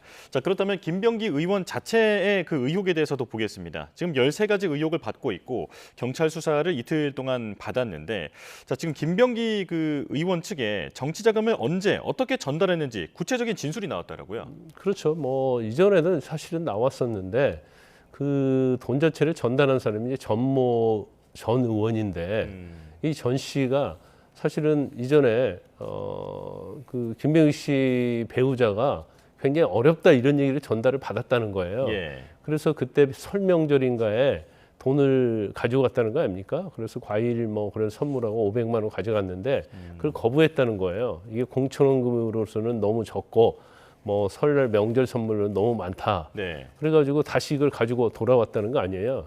그런데 지금 김병기 의원의 이제 측근으로 알려지고 있는 이지희 네. 뭐 저희 컴퓨터 그래픽에 나옵니다. 네. 이지 의원이 이제 김병기 의원의 측근으로 알려져 있거든요. 그래서 이지 의원이 다시 전모 씨한테 돈을 달라고 했다는 거잖아요. 근데 구체적으로 얘기를 하는 거예요. 그러니까 500만 원짜리를 두 묶음을 뭐 신문지 같은 봉지에 싸가지고 차에 있던 이지혜 의원에게 창문을 통해서 전달했다. 이렇게 구체적으로 진술을 하죠. 네. 근데 이지혜 의원은 받지 않았다고 이렇게 얘기하고 있는데 이게 단순히 처음 나온 진술이 아니고 전에도 민주당 당 지도부에게 진술서를 확인서를 제출할 때도 이 내용이 있었고요. 그 이후에 지금 다시 경찰에서 진술을 한 거거든요. 그런데 지금 그러면 돈을 받지 않았다고 주장하는 이지혜 의원하고 전 씨하고 누구의 진술이 신빙성이 있느냐의 문제인데 전 씨가 이렇게 자기가 돈 주는 것도 자기도 처벌받을 수 있거든요. 근데 그것까지 감수하면서 왜 이런 거짓말을 할 필요가 있을까? 결과적으로 이제 죄가 되는 측에서는 부인을 하고, 예. 그다음에 돈을 준 사람 입장에서는 죄가 된다 할지라도 자기가 돈을 준 건 맞다 이렇게 주장을 하기 때문에 공천원금을 줬다는 거잖아요. 그렇기 때문에 뭐 신빙성의 측면에서는 전 씨의 진술이 일관성이 있으면서도 여러 가지 구체적이기 때문에 뭐 제가 볼 때는 뭐 법정에서 볼 때는 이제 전 씨의 진술의 신빙성에 무게가 더 실릴 것이다 이렇게 봅니다. 예. 그렇다면 김병기 의원에 대한 그 신병 확보 시도 이건 언제쯤 이루어지겠습니까? 일단 혐의가 굉장히 많아요. 그러니까 13개 혐의잖아요. 네. 지금 우리가 얘기하고 있는 공천 헌금과 관련된 3천만 원, 1,000만 원, 2천만 원 두 번 받은 거죠. 그거 하고 그 다음에 또 뭐 구의회, 뭐 의장의 어떤 법인카드랄지 부의장의 법인카드 쓴 것들이 있고 그 이외에도 이제 차남의 어떤 청탁과 관련된 부분 이런 것들이 있기 때문에 지금 사실 수사가 너무나 늦어지고 있는 건 맞거든요. 그런데 아무리 혐의가 13개의 혐의다 할지라도 이 사건 자체는 굉장히 뭐 이렇게 어려운 수사가 되는 건 아닌데 예. 왜 이렇게 수사가 늦어지냐? 이건 김병기의 어떤 의원이 전에 원내대표 했고 이제 민주당의 핵심적인 권력 세력이기 때문에 그래서 경찰이 늦장 수사하는 거 아니냐 이런 비판이 있죠. 그런데 어쨌든 간에 뭐 혐의가 많고 또 조사할 대상이 많기 때문에 뭐 제가 볼 때는 뭐 김병기 의원을 앞으로도 여러 차례 부를 가능성이 크다 이렇게 봅니다. 예. 윤석열 전 대통령의 항소심 얘기도 해보겠습니다. 1심에서 징역 5년을 선고받은 공수처 체포방해 혐의 재판 이게 오늘 오후에 항소심이 시작되는데 이제 새로 신설된 내란전단 재판부에서 맡게 되잖아요. 기존 재판과 달라지는 게 있습니까? 아니 뭐 달라지는 건 없죠. 그러니까 항소심 절차는 똑같고 네. 단지 전에 이제 항소심 재판은 항소심 합의부에서 하는 건데. 이걸 무작위로 배당을 하는 게 아니고 일단 내란재판부가 이제 법에 의해서 구성이 됐잖아요. 네. 그래서 내란재판부가 이제 두 재판부가 구성이 돼 있는데 여기에 배당이 된 거죠. 그래서 1심 자체에서는 그 굉장히 증인도 많이 나오고 시간을 좀 끌었지 않습니까? 네. 그런데 내란재판부는 이제 법에 의해서 하기 때문에 아마 이제 3개월 내에 재판을 끝내도록 되어 있을 거예요. 그래서 재판은 뭐 오래 가지는 않을 것이고요. 또나 1심에서 이제 어느 정도 증인이랄지 인적 증거, 물적 증거에 대해서 다 증거 조사가 이루어졌기 때문에 항소심에서는 뭐 제가 볼 때는 뭐 일부 증인도 신청하고 문서도 제출하겠지만 거의 뭐 법리적인 판단, 증거 가치에 대한 판단 뭐 이런 것들이 이루어질 가능성이 크다 이렇게 봅니다. 네, 알겠습니다. 여기까지 말씀 듣겠습니다. 김광삼 변호사와 함께했습니다. 고맙습니다.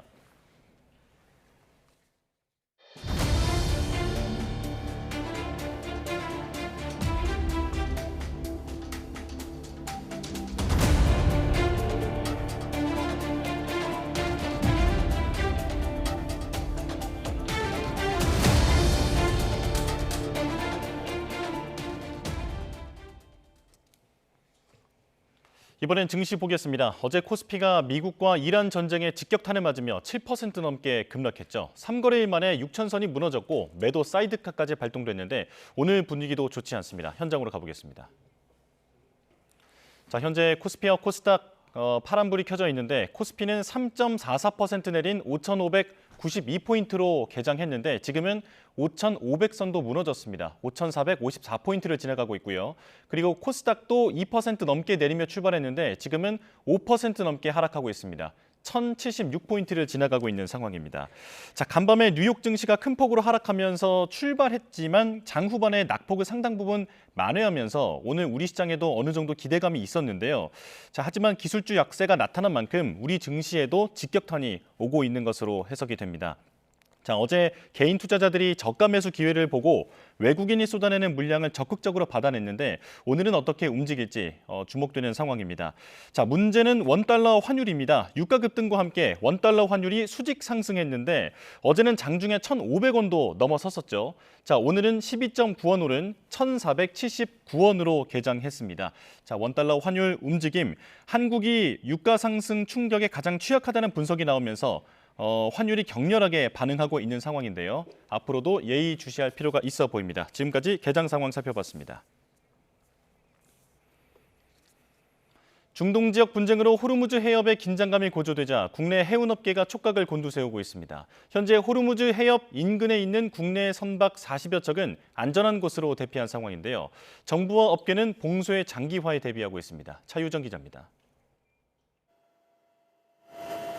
이란과 오만 사이에 자리 잡은 세계 최대 원유 수송로인 호르무즈 해협. 이란 영해로 이란이 국제적으로 불리해질 때마다 볼모로 삼았는데 이번에도 전쟁이 격화하면서 봉쇄 수위가 높아지고 있습니다. From now on, all navigating through the Strait of Hormuz is forbidden. 현재 호르무즈 해협 안에 있거나 페르시아만 등 인근을 운항 중인 국내 해운사 소속 선박은 40척 안팎인데 현재까지 피해는 없는 것으로 확인됐습니다. 해수부는 선박을 안전한 곳으로 대피하도록 하고 해협 진입을 금지하는 한편 중동 사태 비상대책반을 꾸렸습니다. 국내 최대 컨테이너 선사인 HMM은 호르무즈 해협을 건너온 컨테이너선 한 척을 두바이 항에 정박시키고 추이를 지켜보며 우회 항로를 이용하는 방안 등을 논의하고 있습니다. 현재 두바이에서 작업이 마친 뒤에 안전을 고려하여서 다음 출항지로 갈지 여부는 판단할 예정이고 다른 다양한 대체 방안을 찾거나 다각도로 검토할 예정입니다. 국내에서 가장 많은 벌크선을 운용하는 페노션도 우회나 운항 중단은 하고 있지 않지만 안전을 최우선으로 두고 상황을 지켜보고 있습니다. 문제는 봉쇄가 장기화의 경우입니다. 유조선이나 벌크선에 주력하는 국내 해운사들은 호르무즈 해협 통과가 필수적인데 항로 우회 시 최대 50에서 80%까지 운임 상승이 불가피하며 여기에다 국제 유가와 전쟁 보험료 등까지 고려하면 비용이 폭증하기 때문입니다. 사태가 길어져 유가 상승과 물류비 가중으로 이어지면 에너지 의존도가 높은 국내 산업 전반에 막대한 타격이 미칠 것으로 우려됩니다. 정부는 당장 이번 사태로 피해를 본 취약기업에 20조 3천억 원 규모의 금융 지원 방안을 발표했습니다. 관계기관의 긴밀히 협업해 국내 금융시장 동향을 24시간 모니터링하고 이상 징후 발생 시에는 100조 원 플러스 알파 시장 안정 프로그램 등 시장 안전 조치를 시행토록 하겠습니다. 또 당분간 매일 비상점검 회의를 열고 결과를 설명할 방침입니다. YTN 차유정입니다. 이란 관련 속보입니다. 이란이 숨진 최고 지도자 아야톨라 세예드 알리 하메네이의 후계자로 차남인 모즈타바 하메네이를 선출하는 방안을 유력하게 검토하는 것으로 전해졌습니다. 미국 일간 뉴욕타임즈는 이란 당국자 등을 인용해 최고 지도자를 선출하는 헌법기구인 전문가 회의가 현지 시간 3일 회의를 열어 이런 방안을 심의했다고 보도했습니다. 소식통에 따르면 전문가 회의는 현지 시간 4일 오전 모즈타바를 후계자로 공식 발표하는 방안을 고려하고 있습니다. 다만 일각에선 후계자로 공식 발표되면 미국과 이스라엘의 표적이 될 수 있다는 점을 우려하고 있는 것으로 전해졌습니다. 영국에 본부를 둔 반체제 매체 이란 인터내셔널은 모즈타바가 차기 지도자로 선출됐다고 보도했습니다. 추가 소식은 들어오는 대로 다시 전해드리겠습니다. 기름값 상승이 불가피한 상황에 소비자들은 물론 산업계도 상황을 예의주시하고 있습니다. 정부는 사태 장기화에 대비해 수입선 다변화를 추진한다는 방침입니다. 윤태인 기자의 보도입니다. 경기도의 한 주유소, 기름을 채워 넣는 차량이 늘어서 있습니다. 이란 사태 충격으로 기름값이 오를 거란 우려에 시민들 마음도 다급해졌습니다. 기름이 부족하진 않는데 조금 채워놓고 싶어서 저번에 한 번도 전쟁 일어났다 했을 때 기름값이 그때 막 좀 폭등했었거든요. 그때 생각하니까 이제 또 그때만큼 오를 것 같아서. 호르무즈 해협은 전 세계 해상 원유 거래량의 20%, 우리나라 수입 원유의 70% 가까이가 지나는 탓에 에너지 대동맥으로도 평가받습니다.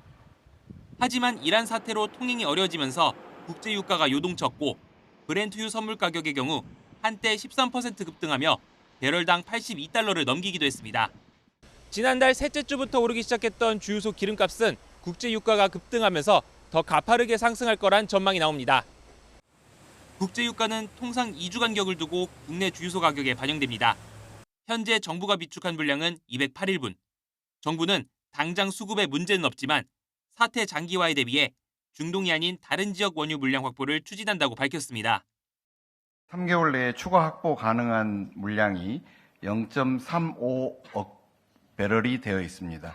그래서 전체를 다 합할 때 208일분의 비축이 지난 1월 기준 국내 원유 수입량의 23%가 미주산, 아시아산과 아프리카산은 각각 4%와 2%입니다. 정부가 수입선 다변화를 시도하고 있지만 장기 계약 물량이 많은 데다가 현물 구입 물량이 제한적이고 다른 나라의 수요도 급증할 수밖에 없어서 가격 상승은 불가피할 전망입니다. 브렌트유 기준 국제유가가 배럴당 82달러 수준을 유지할 경우 올해 GDP 성장률은 0.45%포인트 떨어지고 소비자 물가 상승률은 0.6%포인트 오른다는 분석도 나옵니다. 사상 초유의 호르무즈 해협 봉쇄 여파로 불확실성이 커지면서 정유업계를 비롯한 산업계는 긴장 속에 이란 사태를 주시하고 있습니다. YTN 윤태인입니다. 트럼프 대통령에게 자체 평화상을 안겼던 피파가 또다시 정치적 중립의 시험대에 올랐습니다. 최근 우크라이나를 침공한 러시아의 국제대회 복귀를 시사하며 논란이 일었는데 이란의 월드컵 불참 가능성은 어떻게 처리할지 관심입니다. 이대건 기자입니다. 지난해 12월 초 북중미 월드컵 조추첨에 맞춰 진행된 피파 평화상 첫 시상식. 초대 수상자인 트럼프 미국 대통령이 등장하자 인판티노 피파 회장은 평화상의 의미를 한껏 치켜세웠습니다. There is also a beautiful medal for you that you can wear everywhere you want to go. Right now. Okay, let me hold. Fantastic. Excellent. 메달 직접 목에 건 트럼프 미국 대통령도 크게 만족했습니다. Thank you very much. This is truly one of the great honors of my life. And beyond awards, Johnny and I were discussing this. We saved millions and millions of lives. 시상식을 앞두고 불과 한 달 전에 급조된 평화상이 정치적으로 변질했다는 비판이 피파 안팎에서 나왔습니다. 과거 이탈리아 독재자 무솔리니가 월드컵을 정치적 선전 무대로 악용한 사례까지 거론됐습니다. 푸틴 러시아 대통령과도 친분을 이어온 인판티노 회장은 러시아 축구팀의 국제대회 복귀도 주장했습니다. 러시아의 우크라이나 침공으로 출전 금지된 조치를 풀기 위해 관련 규정 개정 필요성까지 내비쳤습니다. This ban has not achieved anything. It has just created more frustration and hatred with girls and with boys. 한 달 만에 피파는 미국이 공습한 이란의 월드컵 불참 가능성과 마주했습니다. 이란 축구협회가 불참을 강력히 시사하자 피파 측은 모든 팀이 안전한 월드컵이란 원론적인 입장만 내놓은 상태입니다. 이란 스스로 불참을 최종 결정하면 막을 방법은 없지만 최대 축제를 앞둔 피파가 이를 어떻게 다룰지 전 세계 축구 팬들이 지켜보고 있습니다. YTN 이더훈입니다. 계절이 봄에 접어들면서 일교차가 크게 벌어지고 있습니다. 오늘 서울 아침 기온은 0.7도로 공기가 다소 차가웠는데요. 한낮 기온은 11도까지 올라서 평년 수준을 3도가량 웃돌겠습니다. 큰 기온 변화에 감기 걸리기 쉬운 만큼 옷차림에 유의해 주시기 바랍니다. 오늘 동쪽은 대체로 흐리겠고 서쪽은 맑은 하늘이 드러나겠습니다. 낮 동안 대기질은 무난하겠지만 밤부터 중서부를 중심으로는 초미세먼지 농도가 짙어지겠습니다. 낮 기온은 서울 11도, 광주 14도, 대구는 13도로 어제와 비슷해 온화하겠습니다. 내일은 밤에 중서부에서 비나 눈이 시작돼 금요일에는 전국 곳곳으로 확대되겠습니다. 이후 주말에는 영하권 꽃샘추위가 찾아올 전망입니다. 남해안과 동해안, 제주 해안에서는 너울성 파도가 높게 일겠습니다. 파도가 방파제나 해안도로를 넘을 가능성이 있는 만큼 안전사고에 유의하시기 바랍니다. 지금까지 YTN 윤수빈입니다. 뉴스업 수요일 순서 마칩니다. 내일 다시 뵙겠습니다. 고맙습니다.